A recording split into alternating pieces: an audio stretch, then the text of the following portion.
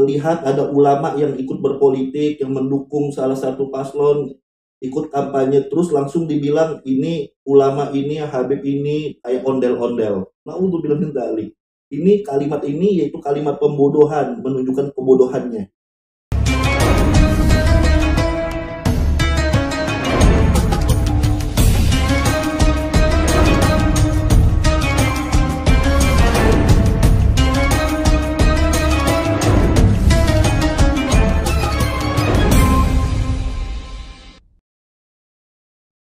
Assalamualaikum warahmatullahi wabarakatuh. Ya ikhwani, wahai saudara-saudaraku dimanapun berada, bahwasanya di sini kami prihatin. Apalagi sedikit lagi kita ingin memasuki pesta demokrasi pemilihan umum, tapi ada orang yang ingin memecah belah, apalagi dengan narasi-narasi bahwasanya ini narasi-narasi ingin mengadu domba antara habaib dengan yang lainnya, yang mengatakan bahwasanya nggak usah bawa-bawa habaib dalam kampanye, bawa saja kelompok Anda, dengan dia tidak tahu malu menyebutkan nama-nama dari kalangan masyayikh. Sini kami ingin memberitahu narasi itu bisa memecah belah. Anda lupa pada tahun 1934 bagaimana di situ para habaib, para masyayikh itu tergabung dalam PAI. Apa itu PAI? Partai Arab Indonesia. Baik itu dari kalangan Ba'alawinya maupun dari kalangan masyayikhnya, yang mereka memberikan pendidikan kepada kita dan semuanya akan kesadaran persaudaraan, persatuan, yang dimana keturunan Arab Indonesia dengan PAI-nya Partai Arab Indonesia menegaskan bahwasanya kami keturunan Arab berbaur dengan bangsa Indonesia. Kami keturunan Arab keturunan Arab, kami adalah bangsa yang satu, bangsa Indonesia, dan kami siap untuk memenuhi kewajiban kami berjuang di tumpah darah kami di Indonesia. Nah, maka dari itu timbul kemarin beberapa video yang mengatakan bahwasanya yang kita sangat prihatin, ya, mengatakan bahwasanya dengan menyerang satu paslon, ya, salah satu paslon dengan mengatakan kepada paslon tersebut, Anda nggak usah bawa-bawa habaib, bawa saja kelompok Anda begini-begini. Ini apa? Di sini kita berdewasalah. Perbedaan pandangan politik itu bukan masalah usul, itu masalah furu, itu hal yang wajar. Ini hanya istihad masing-masing ulama. Anda lucu menyerang paslon tertentu dengan dalil bawa-bawa habaib, padahal kalau kita lihat di paslon yang lain juga ada habaibnya, mungkin ada masyayikhnya yang lain yang mendukung masing-masing itu paslon. Nah, ini biasa saja, ini adalah dinamika politik. Maka dari itu kalau orang yang berilmu ketika melihat perbedaan furu, maka itu menyikapi dengan ilmu dan adab. Saya teringat yaitu bagaimana Abu Yasin Muhammad bin Alawi Al-Maliki rahimahullah rahmatul abrar mengatakan ar-rajulu idza ittasa'a ilmuhu ittasa'a sadruhu. Seseorang apabila yang luas ilmunya, maka luas juga dadanya. Faqad qalla inkaru 'alan nas, dan sedikit orang tersebut sedikit mengingkari atau menyalahi manusia. Itu bagaimana Syekh Maliki luar biasa. Kalau orang ilmunya semakin bertambah, maka dia juga akan semakin luas dadanya. Artinya semakin yaitu nggak gampang menyalahkan orang lain kalau berilmu. Ini sekarang masalahnya, zaman sekarang orang yang nggak punya kapasitas berbicara, ya, ini bahaya. Sebagaimana Nabi SAW sudah mengingatkan, ya, bagaimana di akhir zaman ada muncul kaum Ruwaibidho. Siapa itu kaum Ruwaibidho? Arrojo fi amril amma, seseorang yang nggak punya kapasitas, orang bodoh tapi sok ngurusin perkara aku punya umat.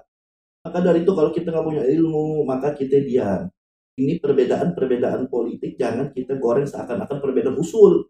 Ini perbedaan masalah ijtihad, perbedaan masalah furu yang harus kita sikapi dengan akhlak dan adab. Ya. Maka dari itu di sini kami memberikan sedikit yaitu nasihat bahwasanya ya silakan kita masing-masing mempunyai yaitu atau menjagokan paslon yang kita dukung, ya, tapi dengan ilmu dan argumentasi, bukan saling menyerang. Ya, jangan dianggap perbedaan masalah politik ini perbedaan masalah usul ya ikhwan. Apalagi ada sering yang mengatakan bahwasanya ada melihat ada ulama yang ikut berpolitik, yang mendukung salah satu paslon, ikut kampanye, terus langsung dibilang ini ulama ini, Habib ini kayak ondel-ondel. Naudzubillah min dzalik. Ini kalimat ini yaitu kalimat pembodohan, menunjukkan kebodohannya. Ya. Maka perlu tahu di sini, Islam itu tidak bisa dipisahkan dengan politik. Maka dari itu ulama-ulama kita itu mengarang kitab, yaitu cara bagaimana berpolitik dengan baik, bagaimana cara untuk memilih pemimpin, ya seperti Imam Al-Mawardi mengarang kitab Al-Ahkamus Sultaniyah, Al-Imam Juwaini atau Imam Haramain yaitu mengarang kitab Ghiyathul Umam, Fityatil Zulam, dan juga Imam Ghazali mengarang kitab yaitu At-Tibrul Masbuk fi Nasihatil Muluk. Nah, ulama-ulama kita itu mengarang kitab yaitu politik Islam. Artinya Islam itu nggak bisa dipisahkan dengan politik. Ya, Islam itu nggak bisa dipisahkan dengan politik. Nabi SAW mengajarkan kita cara masuk WC aja diajarkan. Dahulukan kaki yang kiri. Keluar dahulukan kaki yang kanan. Bahkan mau tidur saja Nabi mengajarkan kepada kita tidur yang sehat itu terlentang sebelah kanan, jangan sebelah kiri. Karena sebelah kiri ada jantung kita. Kalau jantung kita tertindih maka nggak baik untuk kesehatan. Masalah tidur masuk WC diajarkan sama Nabi Muhammad SAW. Apalagi masalah politik. Ya, bagaimana Nabi SAW, kita lihat kalau kita ngerti sejarah. Ketika Nabi hijrah dari kota Mekah ke Madinah, Nabi mengadakan piagam Madinah, yaitu perjanjian antara sesama kaum muslimin sendiri, yaitu kaum muhajirin dengan kaum ansor, yang isinya bahwasanya ya, semua suku ya tidak ada perbedaan dalam suku manapun, semua disatukan dalam Islam, persaudaraan. Bahwasanya yang mulia di sisi Allah adalah ketakwaan kepada Allah Subhanahu Wa Taala. Bagaimana Nabi SAW menjalin yaitu perjanjian politik dengan orang Yahudi di Madinah, bahwasanya di situ salah satunya bahwasanya antara kaum muslimin dengan orang-orang Yahudi harus saling bahu-membahu, saling tolong-menolong. Apabila ada bangsa lain menyerang Madinah, maka harus kompak untuk yaitu membela satu sama lain. Dan Nabi SAW menuangkan dalam piagam Madinah kebebasan beragama, nggak boleh menghina agama manapun. Nah itu masalah politik. Nabi mengajarkan kita seperti itu. Makanya kita kenal ada politik Islam. Ada politik Islam, bagaimana kita itu membawa nilai-nilai Islam ke dalam politik, sebagaimana diajarkan Nabi Muhammad SAW tentang keadilan, tentang kasih sayang, tentang hak asasi manusia, dan sebagainya. Kalau kita lihat lagi perjanjian Hudaybiyah, bagaimana Nabi SAW mengadakan yaitu itu politik. Nabi Muhammad SAW dalam perjanjian Hudaybiyah, walaupun terlihat mungkin merugikan kaum muslimin, tapi Nabi Muhammad SAW mengalah ketika itu, mengalah untuk kemenangannya. Akhirnya Allah berikan kemenangan di dalam perjanjian Hudaybiyah. Itu masalah politik. Nah, yang nggak boleh itu politisasi agama. Ya, politisasi agama itu nggak boleh. Ya, seperti apa? Maaf, pengen politik yang nggak pernah pakai hijab, tahu-tahu mendekati masyarakat pakai hijab. Nah, itu politisasi agama. Atau membawa ayat-ayat Al-Quran dengan menyerang salah satu paslon atau mencocok logikan ayat ini buat salah satu paslon. Nah ini namanya politisasi agama, politisasi Islam, itu nggak boleh. Makanya ada ilmuwan dari seorang ilmuwan dari Pakistan, Syekh Muhammad Iqbal, ada politik Islam, bagaimana membawa nilai Islam ke politik. Kalau seandainya dalam politik ini pemainnya bukan orang beriman, maka rusak kita. Karena yang menentukan undang-undang mereka yang berpolitik, yang punya kekuasaan. Maka dari itu kita dorong yang kita anggap orang-orang yang mempunyai nilai-nilai membawa ruh keislaman untuk berpolitik.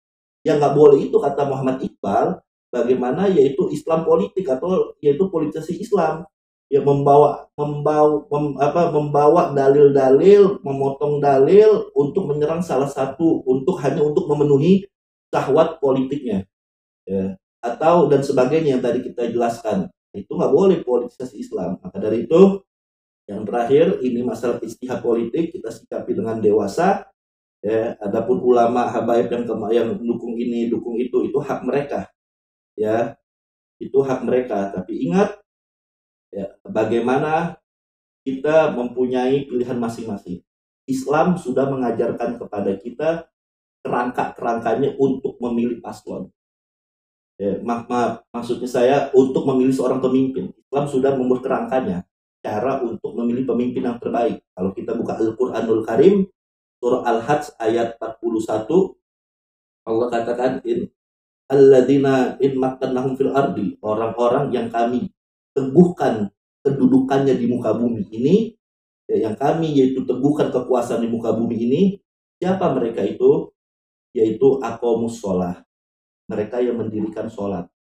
Artinya orang-orang yang punya kedudukan ini, kita lihat mereka yang aqomus sholah, yang mendirikan sholat.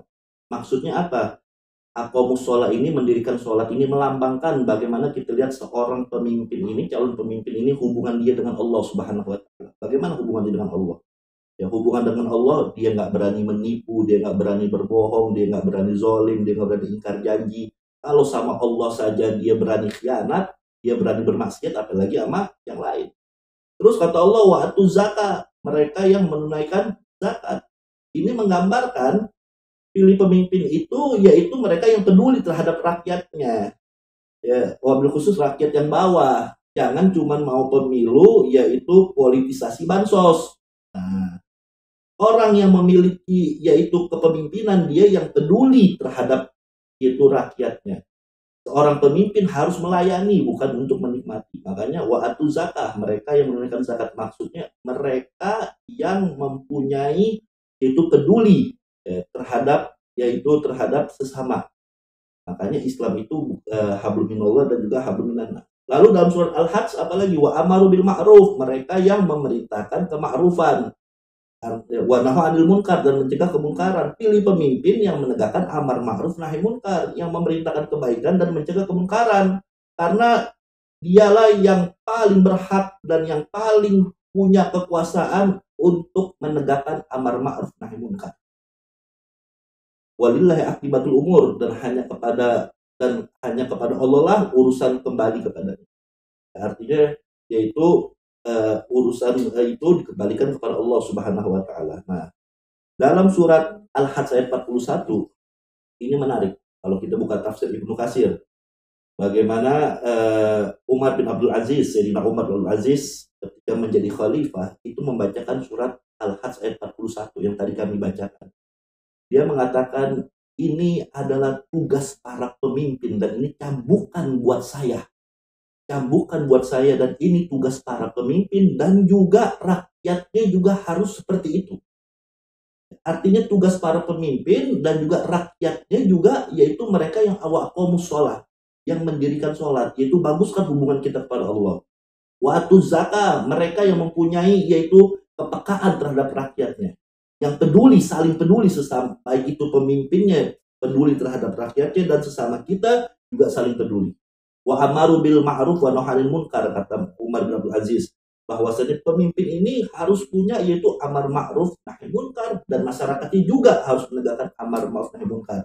Ketika Umar bin Abdul Aziz diangkat, Sayyidina Umar bin Abdul Aziz radhiyallahu ta'ala membacakan surat Al-Hajj ayat 41. Nah, dari itu ayat ini kembali kepada kita. Ya, saya nggak bermaksud untuk menggiring kira-kira ini ayat cocok untuk ini, cocok untuk enggak, tapi tanya pada hati nurani kita, kira-kira bagaimana ayat ini kita aplikasikan yang cocok untuk pilihan kita. Dan yang terakhir, Al-Imamul Ghazali dalam kitabnya At-Tibbul Masbuk fi Nasihatul Muluk mengatakan, yaitu di antara pilih pemimpin itu, pemimpin yaitu sifat-sifat pemimpin itu pemimpin yang punya berbasis keadilan, yang menegakkan keadilan. Innallaha ya'muru bil adli wal ihsan. Sesungguhnya Allah memerintahkan berbuat adil dan berbuat baik. Dalam ayat ini kenapa Allah dahulukan keadilan? Ya. Kenapa bukan kebaikan dulu didahulukan? Kata-katanya innallaha ya'muru bil adli wal ihsan, firman Allah. Karena mustahil ada kebaikan kalau tidak ada keadilan lebih dahulu. Imam Ghazali mengatakan pilih pemimpin yang berbasis keadilan. Yang kedua, pilih pemimpin yang betul-betul berbasis kejujuran. Artinya kejujuran, dia betul-betul jujur, berani mengatakan yang hak, berani mengatakan yang batil. Pemimpin yang jujur dengan perbuatannya, dengan niatnya, dengan lisannya. Karena seorang pemimpin ini kalau sudah tidak jujur, bagaimana dia bisa menjalankan yaitu kemakmuran buat rakyatnya. Dan yang ketiga, kata Imam Ghazali, pilih pemimpin yang berani. Artinya berani sini berani menegakkan kebenaran. Dia nggak takut diintervensi kepada siapapun. Dan yang terakhir, kata Imam Ghazali, pilih pemimpin yang berbasis, pilih pemimpin yang berbasis kecerdasan. Ya, pilih pemimpin yang cerdas, karena pemimpin itu harus cerdas.